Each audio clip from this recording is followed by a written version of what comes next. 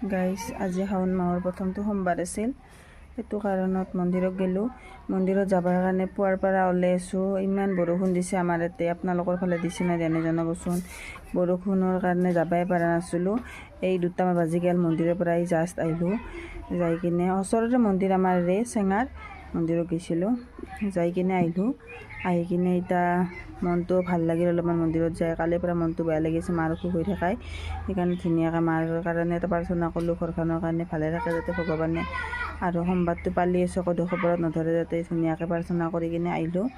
আহি কিনে এতিয়া মায়ে অলপ লাল চাহ খাব দিছিলে, লাল চাহখন তাতে ধুনীয়া মানে দিছে বস্তু, ভোগ চোগ দিছে, কিবা কিবি বুট চুট সেইও দিছে, সেইও খালোঁ। খাই কিনে আহিলোঁ দিয়ক।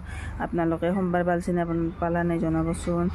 ভাল লাগছে যাই মন্দিৰত, মনটো বহুত বেছি আজি মোৰ ভাল লাগছে। মন্দিৰত গ'লে মোৰ মনটো বহুত বেছি ভাল লাগে গাইজ, সঁচাকৈ দেই গাইজ, বহুত বেছি ভাল লাগে।